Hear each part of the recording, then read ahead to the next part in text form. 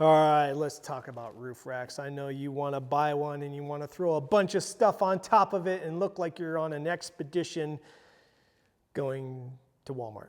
But you should not do that. There are a lot of things that you need to consider when loading a roof rack and when and why you should use a roof rack. First things first, why would you get a roof rack? It does provide a lot of usable real estate of a vehicle to store things or put stinky things or odd shaped things out of the vehicle. There is good use for them. Just be careful. Loading a roof rack is a tricky thing. The big problem with it is that you're raising your vehicle's center of gravity. As you put more things on top of the vehicle, it wants to tip over easier. You might say, well, I'm not really doing aggressive trails. I'm going to put stuff on the top. I'm actually that is part of it, but it's really about that defensive move that you have to make on the interstate, changing lanes at high speeds. That's when this stuff really comes into play.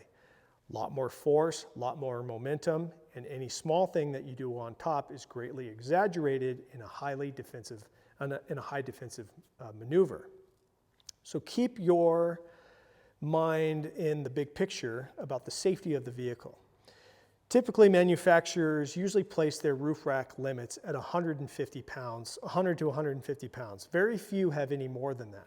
And it's not necessarily due to the weight limit of what the roof rack can hold or the roof can hold. It's actually back to that center of gravity discussion about what they're willing to say that you can put on the roof without affecting the road manners or the safety of the vehicle in a defensive maneuver.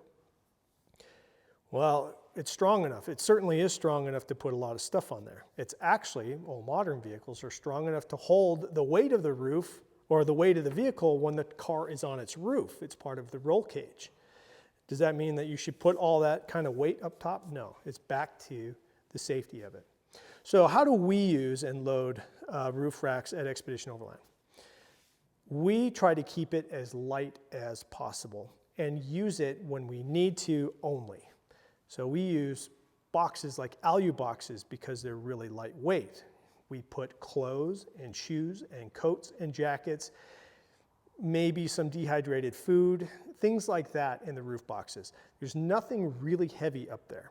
The heaviest thing you're probably going to put up there is a rooftop tent, which oftentimes is anywhere between 100 to 200 pounds, which already is either maxed out your vehicle rated load limit for safety.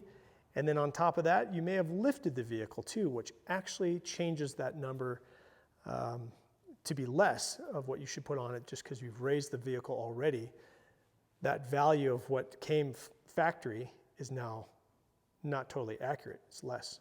Let's take the vehicle behind me. This is a 2015 4Runner. It's got an easy on rack on it, an easy on rooftop tent, alu boxes, an awning, and a light bar. That's maxed. That's the most we want to put on this, especially for day-to-day driving. The easy on rooftop tent is 125 pounds. The roof rack itself is probably around 50 pounds, give or take. Light bar, another 10, 12 pounds. Awning, probably 30 or 40 pounds. It's right there. We shouldn't put any more on the roof as you see it back here. The stuff that's in the boxes, actually right now, they're empty. But on the trail, it would probably be dirty clothes or coats, things that we got to get to quickly that we don't want, or stinky shoes or underwear that we don't want in the vehicle with us. So we put lightweight things and stuff that we don't need a lot that is lightweight, like a shovel, and we try to keep it there. Now, there are times when we put more on it. We've loaded fuel on the roof, we have put high lift jacks on the roof, but it's usually during very special, limited expeditions where we needed to just make that compromise for that trip. But we knew why we were doing it, and we knew what the consequences were. We typically slow down a little bit, and we're more aware of how top heavy the vehicle is when we're on the trail. So maybe the general rule should be for roof racks that as little as possible, but as much as necessary. What that is up to you.